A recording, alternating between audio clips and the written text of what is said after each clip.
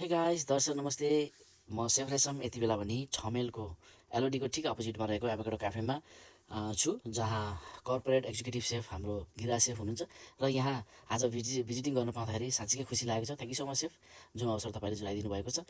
र आज अब भने हामी अवलोकन गर्ने क्रममा छौँ। तपाईँहरूले पनि हेरेर साथ दिनु होला।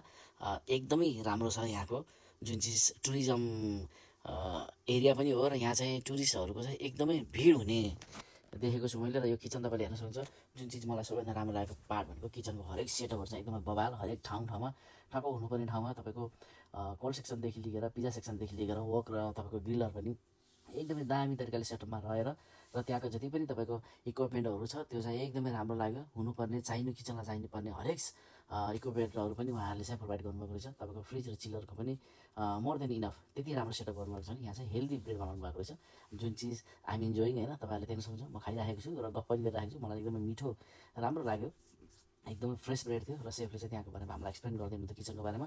अनि साँच्चीकै त्यो जति तारिफ गरे पनि तारिफ गरौँ जस्तो लाग्ने। सेफहरू पनि एकदम बिन्दास तरिकाले कामलाई ध्यान दिइराख्नु भएको थियो, आफ्नो काममा फोकस गरिराख्नु भएको थियो। र किचनमा काम गर्दै गर्दाखेरि सबैजनाले एकदमै मजाले खेलेर काम गर्ने जुन किचन छ त्यो चाहिँ एकदमै खुसी लाग्यो, राम्रो लाग्यो। एभोकाडो क्याफेमा छौँ र यहाँ एभोकाडो यति धेरै फल्दैछ हेर्नुहोस्। म त अचम्म परेको यति धेरै फल्दो रहेछ भनेर। अब यहाँ तपाईँले हेर्नु कडी पत्ता हब्स पनि उहाँले बनाउनु छ, फ्रेस मिन्ट छ, भएन तपाईँको बेजिल लिप्स तल हेर्नुहोस्, लेमन ग्रास पनि त्यहाँ तपाईँको रोजमेरी पनि छ होला हेर्नुहोस्।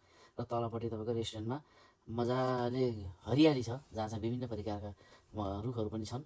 र यहाँ चाहिँ टुरिस्टहरूको धेरै भिड लाग्ने मैले देखेको छु। र बार पनि एकदमै दामी लाग्यो, बार राम्रो। जुन कन्सेप्टले यो रेस्टुरेन्ट उहाँले बनाउनु त्यो आई रियली एप्रिसिएट, र म सल्युट पनि गर्न चाहेँ। Thank you so much once again safe, यसरी इन्भाइट गरिदिनु भयो र हामी आएर यहाँ भिजिट गर्नु पाउँदाखेरि खुसी लाग्यो। यदि तपाईँ कोही आउन चाहनुहुन्छ भने ठमेलमा रहेको एभोकाडोमा आउनु होला। धन्यवाद।